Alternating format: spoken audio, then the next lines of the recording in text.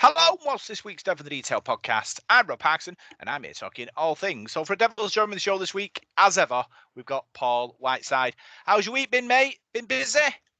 Yeah, it's been pretty busy, but I finished work on Wednesday night, so I've got Thursday, Friday, Saturday, Sunday, Monday off. So I've got how many days is that? 5 days off, 4 or 5 days off. So maths is no good with me. Yeah, so I'm looking forward to a bit of time off and watching the rugby and that. There's games on Good Friday and then Salford play Saturday, and it's just nice to finish and have a bit of time off. So doing okay. There's a rumour that there's an Oscar nominee living in your house. Oh, in our house, after a fantastic performance last night in a show. Is that true? Yeah, our Imogen's in Mary Poppins at school. Yeah, so we went last night. I mean, I was late finishing from work, so I had to go straight from work. But it was really good. My mum and dad come down, our Louise come down. We all watched her and that, and she only had a couple of lines in it, but she was really good. And the dancing was a great show. The kids really put a good show on. I was surprised, really, because Imogen's like in year 8, but some of the other ones were in year 9, year 10, year 11. And it was really good. The songs are really good. And I didn't realise how many songs were in Mary Poppins, but singing along, because you do remember them all, don't you? She's there tonight, actually, doing another one tonight. So we've got to go and pick her up soon. But she enjoyed it. She's doing really well. And I think it's just give her something else to focus on at school on that, because she struggled a bit at school this year, so she's enjoying that and wants to do this drama thing. So we enjoyed it. It was a good night. Yeah, I treaded the boards in my youth. I did pantomime. I was in Puss in Boots, Tom and Dick, which are the comedy characters. I was Tom. I was in Aladdin with Wishy Washy. I was Wishy. Obviously, that's where I get my comedy timing from. I was obviously there. And also I was in Greece as well. I was Eugene in Greece. Right. So we had quite a good memories of that. Obviously, back in the day, remembering lines was the worst part. Having to remember, what you were going to say. And luckily, there was always like the director was at the corner of the curtain, and if you ever forgot a line, you just walk up to the corner of the stage, look into space or thoughtful, and then they'd just say, whisper your line to you, and you'd be like, that's my line. Yeah, sorry. I don't think I so, very enjoyable. I'm sure I'm hoping she'll sure you're up and she'll take it up, and there'll be more to come.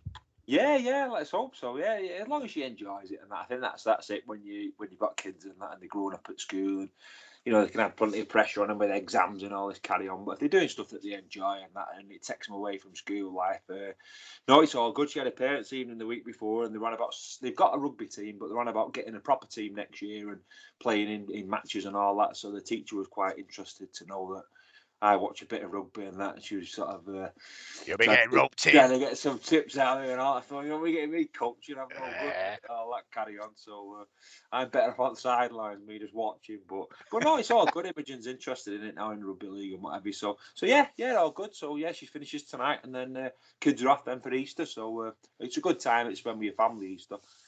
Yeah, Coach Whiteside. It'll be a flashback when it's in the 70s. You'll be shouting at people in the change room. I don't care if you're only 14. You don't drop the ball there. Screaming at them in the face. I feel like Neil Warnock of rugby league. I think. Yeah. I don't know. Yeah. So that's something to look forward to. Yeah. We'll see. We having the last little couple of questions with Paul Rowley. Just I've got some advice I want to speak to you about my under 14s rugby team. They're just not quite gelling. How do I get them to play Rowley ball?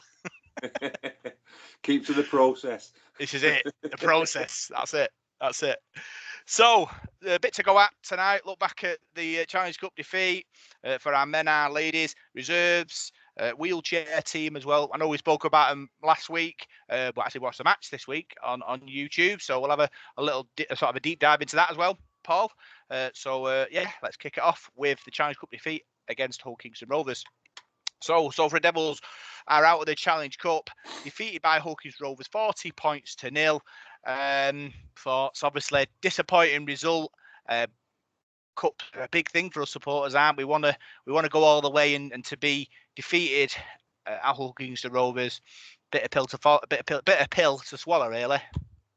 Yeah, without going mad. Yeah, I thought it was very, very disappointing. I've heard a few people say it, and I had a chat with somebody at the ground who remained nameless the week before, and he was mentioning about the cup, and if we're to get knocked out, it gives us more rest and this, that, and the other, and we can concentrate on the league. And I just don't get it. I just don't buy that at all. I mean, the Challenge Cup is it's such a prestige trophy, and it's not like we've won it loads of times. We've won it once, a very, very long time ago. So to treat the cup, with that contempt, I don't get it with some supporters. But no, I went there confident. Mikey Lewis was out for OKR, so he's a big hole out with their team, and we had 2 good games against Saints and Wigan. So I was expecting us to do really well, but we never got going. We never got going at all. We looked like we lacked energy, and we looked totally disorganised. I mean, some of the tries OKR scored, the tackling was powder puff, wasn't it? I mean, that Tangino went through. I mean, King Bunyayi, I tried to take his head off. He brushed off about 4 of the. I just thought the contact was poor. I don't know. It's hard, isn't it, to say, but we just didn't look interested. And I'm not saying we chucked the game, but we didn't look like we were bothered, really. I don't think our heads weren't on that game whatsoever at all. And I think sometimes it's hard to get going. Once you start a game like that, you're behind the 8 ball, the game's running away from you, and you just end up 16, 18, 24 points behind, and it's good night at the end, isn't it? Yeah, I thought they were second best in every department. Unfortunately, like you said, just didn't really get going, and I don't quite understand. Obviously, it's a difficult place to go, Kings Rovers. Yeah, of course it is. Crowds on you. They've got big forwards that run hard and straight. It's like you say, you've got to beat the best, aren't you, to get to the final. But it was disappointing. I went into the press conference after with Paul Rowley, and you know what? I thought I did a great job. And obviously everyone was deflated. We went to the press conference, and I was obviously waiting for him to come in, and he basically just said, "Look, we were second best. They're all disappointed in there. They're all adults. I don't need to go in there and start shouting at people because they know they've let themselves down. We're going to have an honest review." And we'll have to just put this back in the drawer, and we'll go from here. And I thought, because I was looking at him at the time, because obviously the other journalists were peppering with questions, and I thought to myself, what am I going to ask him here? Because he knows that we were poor. The players know that we were poor as well. So I just thought, well, I'll ask him about the character, because that's what it is. I think the important part now is how you react to this defeat, because last season we lost to Kings Rovers, and then we only won 3 of the next 11. That can't happen again this early in the season. So I'm sure lessons will be learned. I know it was 12 months ago. Spoke about it to Christian Inu in the pop up yesterday in the press conference, and he was like, "It's 12 months ago, different team now, better team now. We're going to react better than we did then," which is mute to my ears really.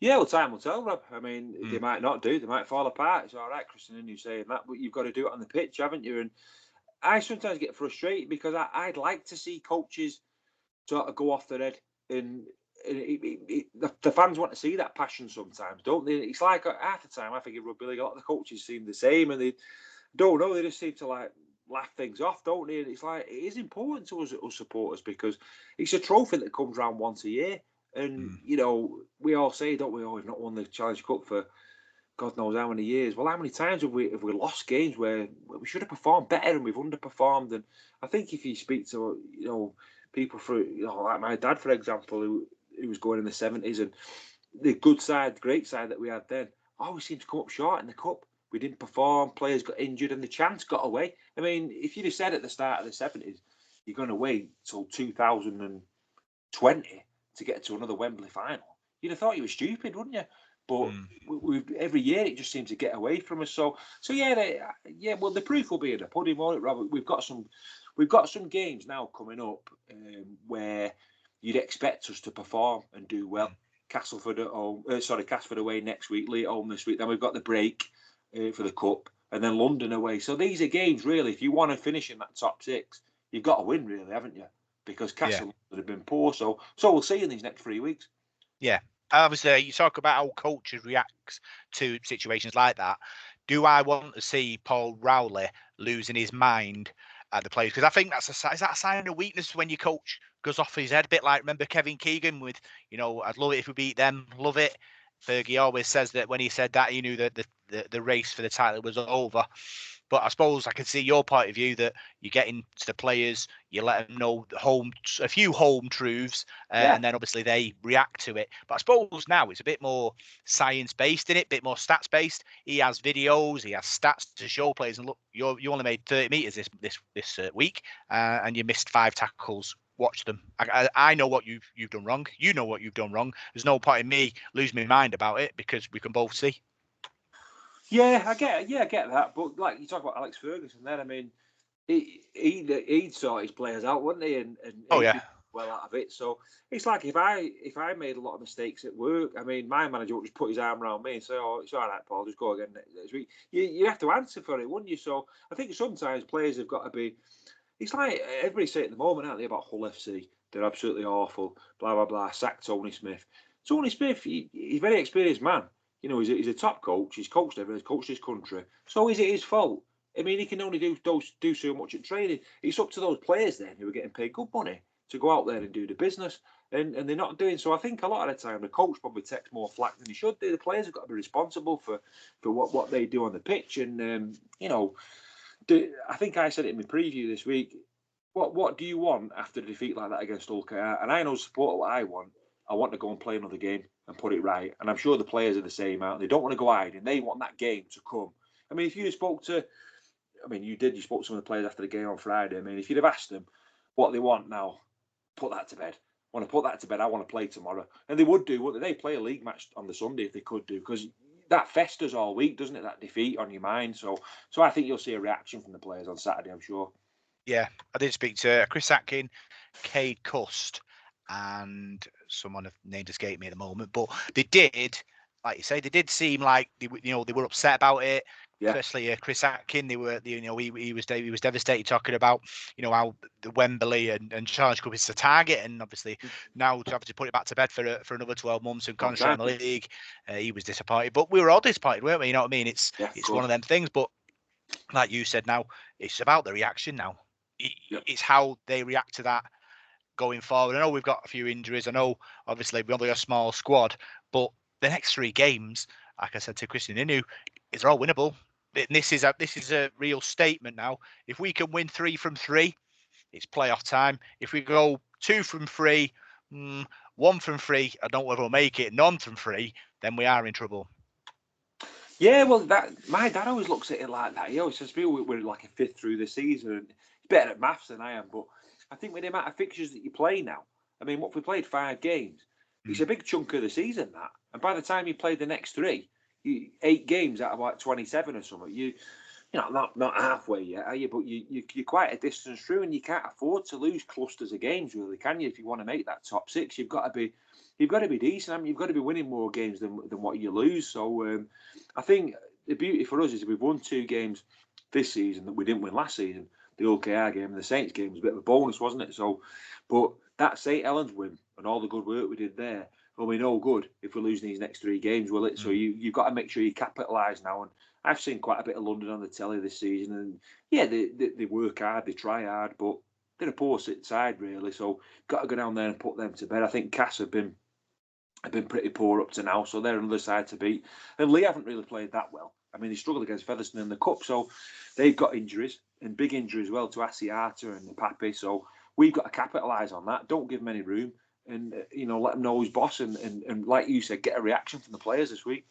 Yeah. So that'll be interesting to see what happens there. Let's move on to our ladies. They were in Challenge Cup action as well, away at Cardiff Demons. Went down to defeat 58 points to 0. Cardiff had a very good team, top of the Super League South. And for me, it wasn't a 58-0 game. I thought our ladies hung in. I thought they defended quite well. Just undone by individual moments of magic. There was one try where a Welsh forward burst our line, ran 60 metres, went down the fullback and scored out of absolutely nothing. So there was a couple of tries like that where you think you can't, legislate for that. But they hung in, they battled hard. And I just think sometimes you get score lines like this one and the one last week that are lopsided, and you think it was never a 58-0 game for me.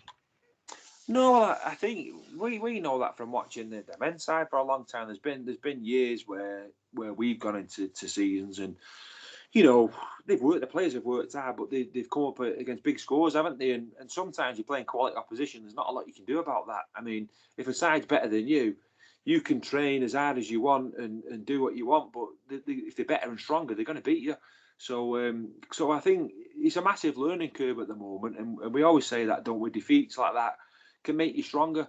you come back from them, don't you? And you become more battle hard, and you learn things. You work harder in your training, and then when you do eventually get that chance, like we said, it's a big step up in levels. I mean, I was surprised at the score at the weekend. I didn't realise how good Cardiff were. I was expecting the ladies to go and win there, but I didn't realise, like you said, the top of the Super League South. So there's some good players. We all know there's good rugby players in Wales, in both codes and both sexes. So yeah, it's another tough week, and it'll be tough for the coach, Mike Grady, won't it? So getting the players back together this week, but just gonna keep going, haven't you? Yeah, had opportunities as well when they got near Cardiff's line. Demi Jones kicked through. I think it's Emily Webb nearly went over twice in the corner from the kick. But yeah, like you say, it's just completion. It did drop a bit of ball, but so did Cardiff really.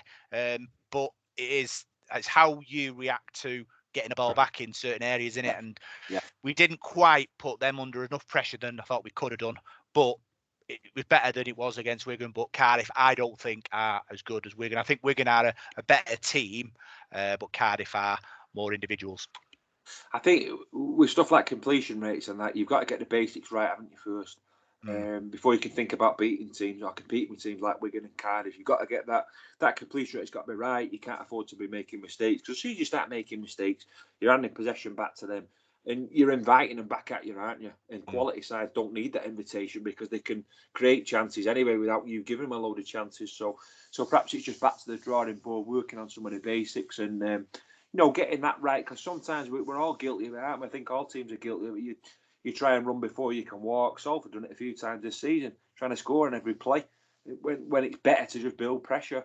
And there's all sorts of intricate stuff to rugby league, isn't it? Who'd be a coach, it can be complicated at times. But yeah, I think for the ladies, you get back to the basics and keep working hard, and the result will come. You will get a result. We followed Salford a long time and seen us go on like runs of 12, 10 games where we've been absolutely minced, and it looks like the world's going to end, doesn't it? But eventually you look to it, turns, and you get that win. And sometimes it's a scruffy win, a 5-2 win against London Broncos. Remember that one, the Harlequins or whatever it was? Yeah. But you do, and your luck will change.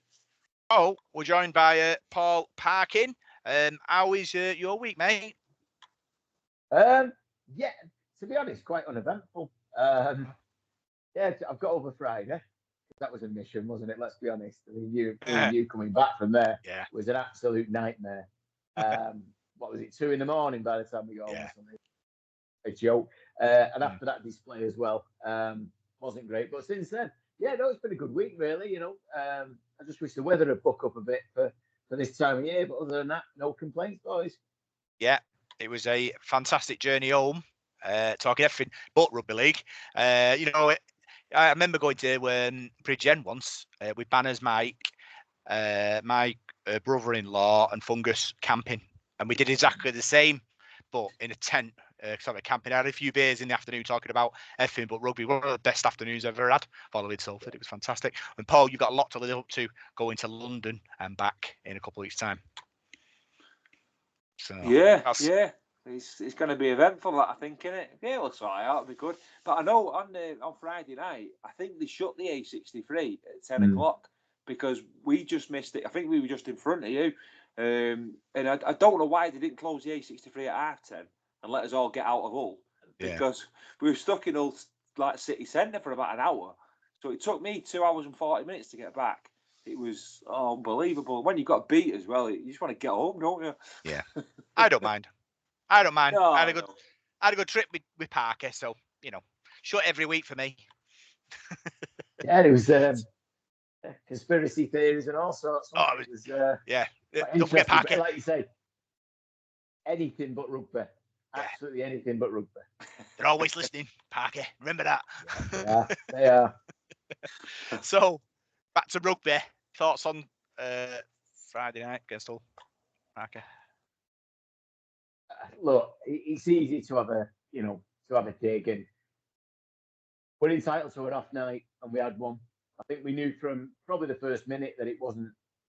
We just didn't look right, and we made it look very easy for OKR at times. Some of their, the tries they were scoring, are tries that we've scored against teams in the last few years, but we should be able to read better, and we didn't. Just creating an overlap, fullback coming in the line, and I mean Ryan Hall had 2 strolling straight away. I mean, that's not us. That's not Salford defending. We don't do it when we go there. We haven't in the last few years. Again, we all discussed this, didn't we, the other night? And I don't know what it is about the place. We just seem to crumble. But I'm not down. It was the cup. Yes, I want to win the Challenge Cup, and I've got a lot of beef at the moment about that. But it wasn't the league. We haven't dropped any points. Our points difference hasn't been decimated. It's out of the way, and we move on now. The players will be disappointed. Paul Rowley will have told them what they've done, and expects a response. But other than that, I'd rather just forget about it. What's your beef with the Challenge Cup? Oh no, just the way it's run and not run and not cared for in the way that it should be. It's not to do with Salford directly to the Challenge Cup or any team, or the way the authorities are looking after the prestige of that competition. We're letting it go to ruin. But we can discuss that another time. I know obviously we're all on a bit of a time scale here, but if we get a chance, we'll talk about it later. Got a few facts and figures. Ladies defeated 58-0. Me and Paul were talking about it, Parky. Obviously, like we've discussed, Cardiff are a real good team. Individually, some superb performances. We grafted hard, but unfortunately, went down to defeat.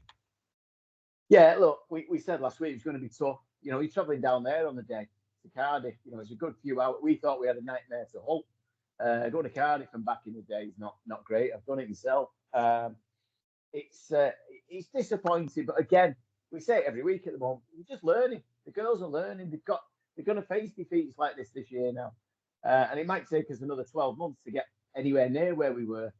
We're a new team, new coach, new ideas, and it is going to take a while. And let's not forget, the standard of women's rugby has leapt on in the last 2 years from where it was when we first started.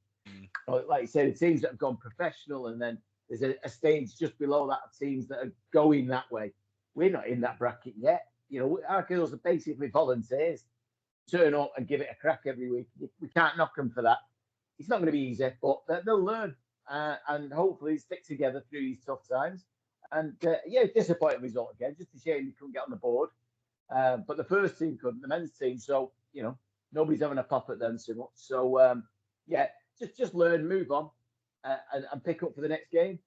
Yeah, our reserves were in action on the community pitch on the Saturday, I think it was, on Sunday. Lost to Leigh 18-8.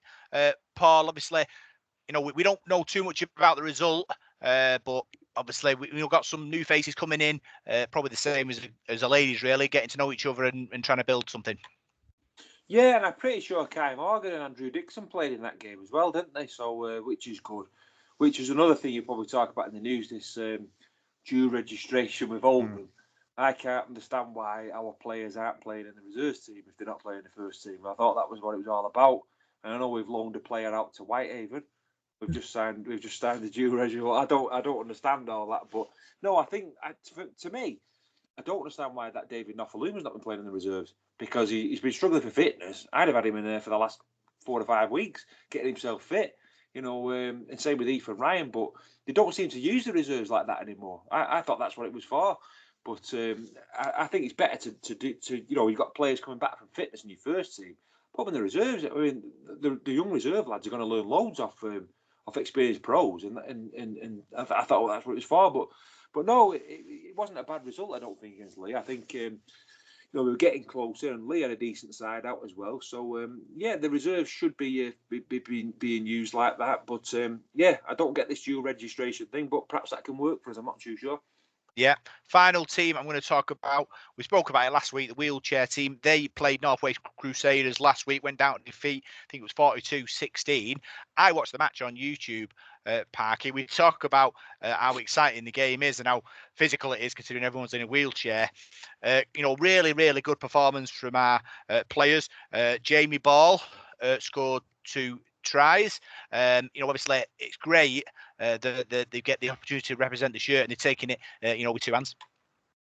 Absolutely. Like I said last week, I mean, it's mostly about at the moment having fun, enjoying the sport. It's an entryway from some people who may not think they can play what you would consider an able-bodied way, even though like you say, you don't have to be in a wheelchair to play the game. But it seems it's just a good thing community-wise, and I want more people to get involved in it. It is brilliant, and the chance to represent Salford. I mean, how many chances are you ever going to get in your life to do that? I mean, we've all dreamt of it at some point in our life, and listen to Ryan Braley say what he said in that interview the other week about he's living our dream, and he is, absolutely he is. As a Salford fan growing up, that's what you want to do, and this is a chance to do that. So yeah, no, I'm full of admiration for him for going out there and doing it. And if you're not in a wheelchair, to take up a sport where you're strapped into a wheelchair, I mean that's as alien as the other way around. So fair play to him, and I just hope they can get a few more fixtures in. And like you say, they've got something coming up in Manchester soon, haven't they? And I wouldn't mind getting down to that, provided it doesn't clash with anything. But yeah, no, I'm just really proud of them, and yeah, I hope they carry on. I just want to say, like what Paul was saying there about the reserves, by the way, I agree with. I don't understand why we don't use the reserves in that manner. That if you got a player coming, that's what used to happen. I remember, back in the 80s, you'd have like Mick McTeague or someone like that coming back into the team, getting back to fitness. You play on a Thursday night or a Friday night in the 80s, there's every chance he'd be on the bench on the Sunday. It was, it was just a trial, a warm up for a player. And if they are struggling with fitness, I mean, maybe it's one of them injuries where you're thinking if he comes back and he could tweak it, it's not worth the risk. Let him rest it. I don't know, but there are players there. I mean, you don't know what's happened to a couple of players, but I suppose it's a problem of having a small squad. But I'd rather them be playing than not playing, and just seems that's what the reserves should be there for. Yeah, interesting times. I think obviously Paul Riley sometimes talks about sort of the depth of quality. So you put in someone like Nofaluma in, and he's not surrounded by his quality of player, it might become a bit of a sort of an issue for him, or he might not get as much out of it. Maybe, I don't know. But they're saying him playing in reserves would lift everyone else, wouldn't they? So I'm not sure. I'm not sure Paul Rowley, wants to lend his players out because he's not got that many to lend out. If he had a massive squad, he might do. But we'll have to wait and see. But like I say, it's the development issue, it's development squad in it. You know what I mean? It's we've got lads there who are looking to develop over the next few years to reach that goal, and that's the important thing. It's not about now; it's about 2-3 years down the line. There's a few reserve team players that have gone through our system and gonna come out the other A, playing the Championship now. A lot playing for Rochdale. I think Rourke was in London, he's in London squad. I think Boy broke his leg. So there's different, there's a pathway in there, and that's what they need in their careers. They want to see that they play for the reserves, they get the opportunity to either go into our first team squad or go elsewhere, and that's what it's all about. It's all about development, isn't it, Paul? Yeah, it certainly is. I mean, there's plenty of Salford players who've come through the Salford system playing in Super League. There's plenty of them floating about. So yeah, our pathway is not as bad as what people make out. There's plenty of players there. I mean, you look at Barrow's team at the moment. There's I think half of them have played for Salford that are playing up at Barrow. So yeah, I know we've got Nathan Connell who's gone on loan to Whitehaven as well, which is a good step for him. I'm sure he'll learn a lot there going up to Cumbria, a good club, and they'll look after him. And from what I've seen of him in the in the reserves, in the friendly at St Helens, I thought he looked really, really good. We've got to hang on to players like that, and this is a good way of them getting more experience. Obviously, the reserves will be a decent standard, but if you go and play at the Championship level, it's even better, isn't it? So when playing for a side like Whitehaven. It'll be tough pitches. Then again, some wily players in that Championship who are going to bash you about. It's a great apprenticeship for you. Yeah, just want to go back just to the wheelchair team. The 2 tries from Jamie Ball, Paul. One they went from right to left, good hands all across the line, and he dived over in the corner from about a yard out like a typical winger. Sort of leapt into the corner, managed to get the ball down. Second try, he ran. Well, he raced 60 yards, went round the fullback and scored in the corner. I was like, where's that come from? That was unbelievable. So, congratulations to him. Fantastic effort there. And it would be probably one of our tries of the month if we include it in everybody's tries. Well, you talk about pace, Rob, but you're even quicker, aren't you, when you've got wheels, when you're on wheels as well. So, that sounds magic. That, I like the way you say he dived in the corner. He did, literally. Wheelchair went all right. But no, it sounds thrilling. That it really does. And we've seen that sport grow and grow, haven't we? And delighted that we've got a team involved now. It's great. Yeah, Dave Abel's try, he just sort of like scumped from dummy half and just placed the ball down. What I didn't like was the North West Crusaders defence. Every time we got near them, and put pressure on the line, someone fell out of the chair. So they had to stop then to get the person back in the chair. And I was like, they're just doing that so they can set the defensive line there. They're just jumping out there. But I don't know. I don't know too much about wheelchair rugby to see whether that's illegal or not, Parker. Well, it could be. You use tactics, and things like that to your own advantage, don't you? If they've been playing longer and they know the ropes, you're going to use them. It happens at first team level. Certain teams know how to do things better than others if it gains them an advantage. So, play if it's part of the game, don't get penalised. I suppose you just got to roll with it, but literally roll with it. That was terrible, wasn't it? But yeah, I suppose it's a tactic that they've learned over time, and but we'll pick up on that. And like I said about the ladies' team and everything else, learn things all the time, whether you win or you lose, and hopefully we can take that forward and use it back on them someday. Yeah, maybe your Imogen can use that line in the next performance, Paul. Yeah, there's a belt to that one, yeah.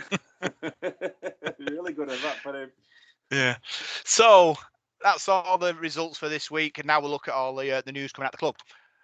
So we'll start with the dual reg with Oldham.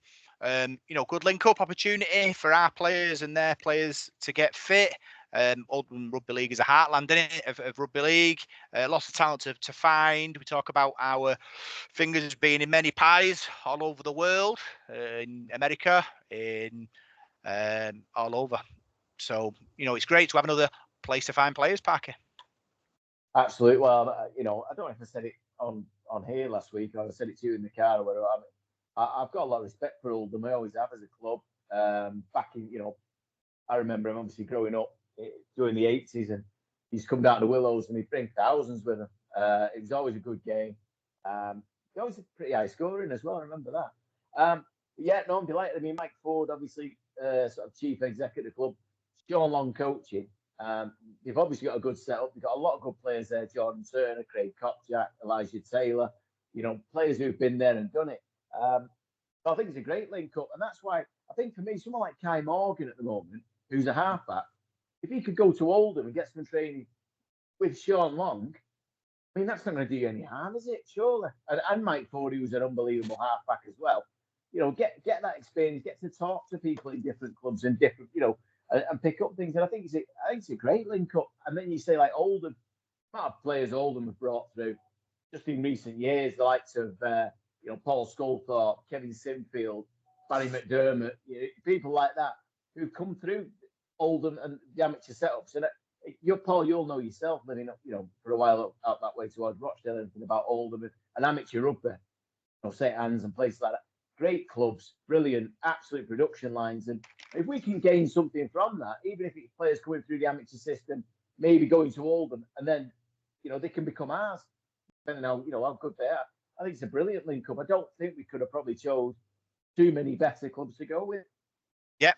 Ponsonby United, Red Star, Ghana, Oldham now.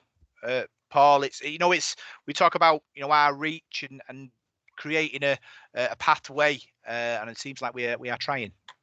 It is. Well, like Parker said there, I follow the amateur game quite closely, and around the Rochdale area, I've lived around there, quite a large part of my life, and I work around Oldham quite a lot, and they're like a sleeping giant, Oldham, in rugby league. You've only got to go around there now, and I know there's a football team there, but it's a rugby league town more than a football town. You've got Waterhead, you've got Saddleworth, you've got Oldham St Anne's, you've got Higginshaw, Brighton Tigers in the past, where the Irish came through. There's rugby league, Higginshaw as well. So it's a massive, massive part of their life in Oldham, and I think the club's been a bit nomadic. They've moved about and played in Ashton. They played at Hurst Cross for a while. They played at the football. They've been playing at Limeside. They still work at Limeside, which is a very, very small council estate, not far from where I live. And the ground it's just literally a field with a fence around it, and they were playing there. So to move back to Boundary Park, which is just up the road from where I live, it's a good stadium, with a brand new stand and that, and they're really thinking about being ambitious and growing crowds and that there. So it's a good link to link up with them, because they're a growing club, aren't they? And I'm sure there'll be talent coming through there, and probably I don't know. I'm not a big fan of dual reg, but like Parky there, just opened my eyes a bit, with the Sean Long link and things like that. There's some good people at that club, and I think it's a good thing. But no, it's good for Salford, like you said. We're spreading our name far and wide now, aren't we? And what you've got to think of is, I know there's teams, Rochdale Hornets, there's Oldham, there's Swinton, but in Greater Manchester, for me, really, I mean, I know Wigan's in Greater Manchester, but around this area of Manchester, we are the Premier Club, aren't we? We're the Super League side. So we've got to be telling people who we are. Yeah. Other news: Nathan Connell has gone on loan to Whitehaven for 2 weeks. Parky, opportunity for him to develop? Yeah, he needs game time. Obviously, he's not in the reserves as such because he's sort of on the fringes of being in the squad for the first team.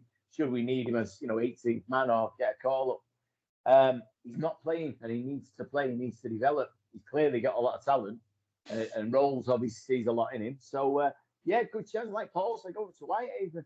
That's not going to do him any harm. That'll certainly toughen him up. It's never easy to go there. We know that. So I think it's a great chance for him, and hopefully it is only a couple of weeks, and he can come back, probably get a few games, maybe in the reserves, and then I'd like to see him go older. Again, get games in League Two, more sort of game time down there, where it's probably not, it's not on the level of League One, clearly, of the Championship, sorry, or whatever. It's kind of you're playing the Wales Crusaders or whatever, these Midlands Hurricanes, these teams, so you can actually develop as well, and I think that's going to be best for him. But I think, like I say, clearly the staff at the club think a lot of him, so this is a great opportunity to go out and show what he can do.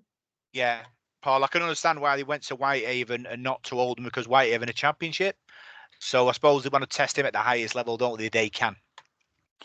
Yeah, Whitehaven are a good Championship side. They beat Swindon the other week as well, had a good win. So they're a good side at home. You go up there, it's a tough place to go. I mean, I've seen Salford draw up there and lose up there like you two have. So we don't win there very often. So it's nice. It's a nice drive out as well, isn't it? So I think he'll do well there. But like Parky said, I think the plan there would be, get him, playing for Oldham as well, because they're looking at targeting that league there in that League One. I think they're massive favourites to win it. And what you find is when he plays in that league, no disrespect to it, but you might have a bit more time, a bit more space in that league. It's not as quick, so you can learn your trade a bit. It could be massive for him, and that's what we want to see. We want to see the kid blossom and then be able to come back, and it's all right just throwing him in the 18th man and having him on the bench and that. You want him to be there because he's worth being there. I'm not saying he's not now, but at the moment you want he'd be a bit too green to throw in. But you want him to be chucking him, like St. Helens do. They'll bring kids in on the bench, and from their reserve team, and they're ready to play. They're ready to go, aren't they? So that's the dream for Salford. That's what we've got to aim for. Yeah, talking about good kids at the club, Harry Townsend and Joseph Griffiths have been selected for the England Community Lions. They will be touring France in July, Parky. So well done to them two lads. Yeah, absolutely. Great opportunity, isn't it? Go on tour your country. Wow. I mean, I was talking about getting a chance to play for Salford at some level. That's the ultimate, isn't it? Go and represent your country. So well done to him. Another chance for him to develop. Hopefully, come back, learn a few more tricks. Played against the French youth teams are always difficult to play against. It doesn't seem to come through to the top level at the moment, but they've always been like that. I remember, going back years, they're under 21s and things like that, giving the Aussies a tough time and things like that. So it won't be easy for them. They're always very physical, the French. So best of luck to them. And and hopefully we can see them develop. Yeah. Ticket office is open on Good Friday, 9 till 12. It's open Saturday morning. Shut Sunday, Monday, and open Tuesday, Wednesday, 10-4. Paul, to get tickets. Great to give people opportunity to go down and get it. Yeah, it's Cass, isn't it? The week on Friday's our next game at Cass away, and then the London game as well. So yeah, looking forward to this game. But get yourself down, and there's always somebody in the desk. I bob down for me OKR tickets of the week, and good service. They always sort you out, and don't forget that money goes to the club as well, doesn't it? There's a percentage goes to the club. Is it 25%, Parky, or something like that? I think it's about 20%, isn't it? I think. Yeah, so it's obviously well worth it. The more of us that go, or buy your ticket in the club, it's a win-win. Yeah.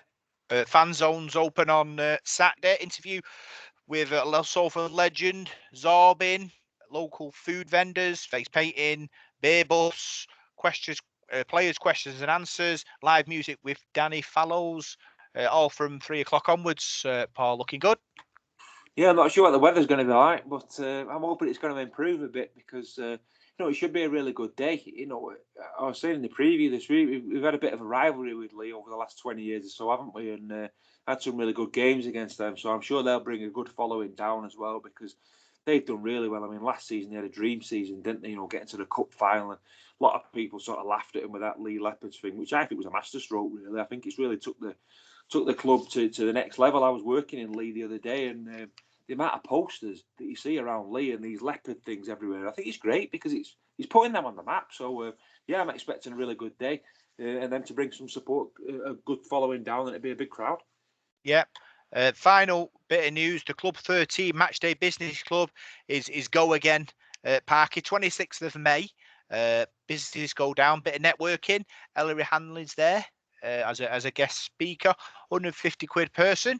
If you want to get involved with that, contact commercial@salfordreddevils.net and they will sort you out a ticket. Obviously, businesses need to be at the forefront of driving our club forward. So things like this help. Yeah, definitely. Well, we need all the help we can get, don't we? If we can introduce people to the sport who obviously have money to invest. This is a great way of doing it. Not only do they obviously get to learn about Salford and rugby league in general, they get to talk to other businesses and again make connections. You don't know what you might meet a supplier who you've never heard of before who becomes a friend through it, and you work out a discount and he works out again. So yeah, it's a great thing. And Ellery Hanley being there, I mean, I don't recall in my time watching the league seeing too many better players than Ellery Hanley on his day. He was unbelievable. Absolute, I remember it. I mean, in his Bradford days, he wasn't bad, but then he went to Wigan and just world class. And then Australia, the Aussies loved him. Came back, and he ended up at Leeds, didn't he? And I think that was a mistake, but you go where the money is. At that time, Leeds were signing any ex-Wigan players. You got Sean Wayne, Andy Gregory, Ellery Hanley. He went for anyone. But Ellery, I'd love to listen to him, see what stories he's got. But just an absolute master of his art. So to get the chance to go down and sit and listen to him for a bit would be worth £150, I reckon. Yeah. So that's all the news, and now we'll look forward to the league game on Saturday. So Easter Saturday, Salford Devils faced Leigh Leopards at the Salford Community Stadium. Paul, Leigh like us, in the middle of a bit of an injury crisis, small squad like us. It's going to be interesting to see what happens. Yeah, it is. I mean, like we were saying before, that Asiat is a big miss for them, and Ipapi as well, the hooker. But they've got some good players in that side as well. I know Lachlan Lamb was out injured, and Ben McNamara has been filling in for him, and he's been playing really well with that Moylan. So, and I know Lamb played. I think he was on the bench last week against Featherstone and come back, and they struggled in that game really for periods. But they've got some good players, and they've got a good coach in Adrian Lamb, and they like us. They like to play rugby league the right way, don't they? Very, very enthusiastic, and they'll chuck the ball around and probably score points like they did last season. We had close games with them last year. Three close games. There was nothing in those matches at all, was there really? So yeah, I'm expecting another close game at the weekend. I think the bookies have given Leigh a 2-point start, so they're normally not wrong. They're normally roughly about right. So I don't think you'll see many points either way in this game. I think it might be a high-scoring game, but I don't think there'll be many points in it. Yeah, Adrian Lamb says that Lachlan Lamb should be back. Gaz O'Brien is 6% chance of him playing, he says. Parker, they are 9th in the league, 1-1, lost 3, like Paul said. Ben McNamara and Moylan dictating operations at the moment. They're going to be a dangerous team. Obviously, Challenge Cup winners last year. I suppose they're hoping for another big season. Yeah, they've done. I mean, like Paul said, they were brilliant last year, weren't they? As the season got, they started slowly. I don't think they won in the first 4, 5, 6 weeks or whatever, but they were close in most games. We played them twice early on, didn't we? And just got over the top. Yeah, I mean, Matt Moylan is probably the big name signing of the year for any club this year. He's been there in the NRL and done it. He's a fantastic player, very, very clever. The battle between him, Sneed, Cuss, and Lachlan Lamb, who, if he is back and fit and firing, he's a very dangerous player. So that'll be interesting watching the halfbacks go against each other.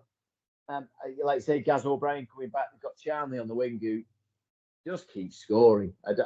He's a phenomenon, isn't he? He's a great winger. He nearly gave the game up a few years ago, and fortunately for Leigh, he went to them and he sort of revitalised his career and been brilliant for him. So I think it's going to be a massive game. They have got players missing, but the other week I predicted Hull beating them because they had 3-4 key players missing, and they walked all over Hull. Yes, Hull aren't anything at the moment, but you still got to go up there and win. Do it, and they did it in style. They were ruthless, made very few errors. And it was only later in the game where they started to get sloppy, I think, because they realised game was over, just, go for it. So they're a very dangerous opponent.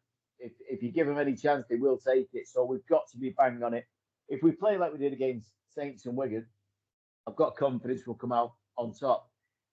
If we play like we did on Friday night, it wouldn't be pretty because Leigh do take the chances. They don't need many, but they do score, good tries. Again, another team that, like OK, are good at creating that overlap out wide. So Charnley does score, or Hardacre, or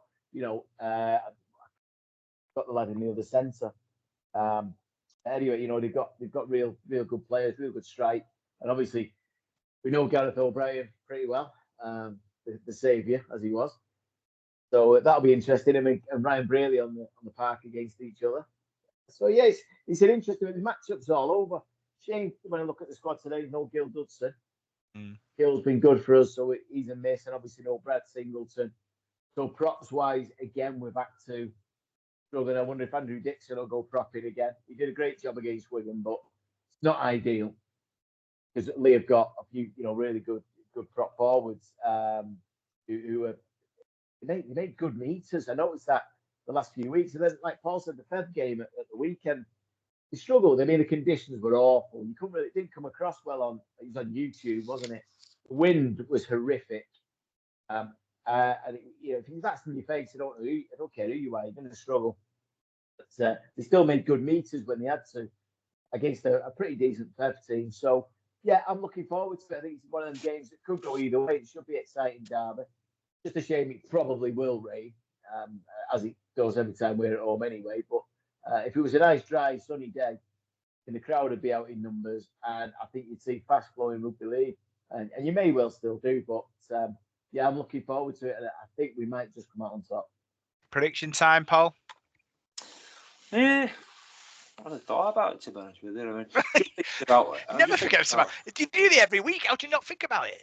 Yeah, well, I was just thinking about their players. I mean, we've talked about Ellery before. His lad plays at Leigh. He's on loan from Wigan. He scored a hat-trick against Featherstone. And he's a player to watch out for. And, they've got Ben Nakabuai has been playing for him as well. So he's one to watch out for. Kai O'Donnell is a good forward. So, yeah, I think they've got a good back line. Ricky Latelli, I think he's there, isn't he, Ricky Latelli? So, I'm looking for... I think there's points in this game. Like Parky said, I think it depends on weather. But I'm going to go 28-24 to Salford. But that's not Sneedy missing a goal. That's him kicking 2 penalty goals and 4 tries. Because when I said 28, then I thought, he's missed a kick. So he's going to score 4 tries. He's going to kick all the goals and then 2 penalty goals. Right. Parker, thoughts? Yeah, I've just had to dig out what I did on my Parky's picks. Can't go for 2 different scores. That looked weird. I've gone with Salford 24, Leigh 20. 24, I think it could be that tight. I really do. I know Leigh are missing players, and if we play like we can do, we could do a number with their players missing. But I just think quite a clever team, and Adrian Lamb's got them well drilled, so I think it'd be really tight. Yeah, I'm going to go Salford 36, Leigh 12. Nofaluma hat-trick sends Paul Rowley's men into Happy Easter. Take that. Yeah, is he going to play then, Nofaluma? Yeah, I reckon so. That's exactly what I was going to say. You hope so. Ethan Ryan might be ahead of him at the moment. We'll have to wait and see. So that's the end of this week's podcast. Paul, you can go and pick the star up now in Mary Poppins. I was thinking, when you're thinking about your score prediction, while she was belting out spoonful of sugar, you could be thinking about what the score's going to be Saturday. I wasn't thinking about rugby league last night for once. I had an hour off. But No, my dad was there. So during the interval, we had a cup of tea and we was constantly waffling on about Salford like we do. As soon as we go in the same room as my dad, it's the first thing we always say to each other. We've always been like that. So yeah, but no, good show, guys. I've enjoyed it, and I'm looking forward. Like I said, I've got a bit of time off, so I'm going to watch the two. If I get a chance, I'm going to try and watch the 2 Super League games tomorrow and the Aussie games as well. That's if Ellen don't find me a load of stuff to do. But I'm really going to try and watch plenty of rugby league this weekend because I think I deserve it. Yeah. It was short but sweet. Parky, another great show. Yeah, absolutely. I mean, it's always tough when you're coming off the back of a bit of a hiding like we got last week, and it's just sort of stay, positive. But I've seen enough this year already, and I think we all have to still be happy, with what we're seeing. And who knows, another win this week. We're going to 2 more winnable games after that, and 6, 7, 8 weeks into a season doesn't get much better. So yeah, great to talk to you two lads. Obviously, we had a bit of a chat on the way over on Friday, all 3 of us. So that was interesting. But yeah, great show, and just a shame it couldn't be on a bit earlier. Yeah, I want to say a big thanks to all our Coffee Reds who have bought me, Paul and Parky coffees over the last couple of days, help us to sort of purchase the programmes, to help this podcast grow. We can't thank you enough for your support. So big thanks for joining us on this Devil in the Detail. I've been Rob Parkinson. You can find us on Facebook, Devil in the Detail SRD. You can find us on X at DITDSRD. And you can find us on SoundCloud, iTunes and Spotify. Good luck, Reds. We'll see you on the other side.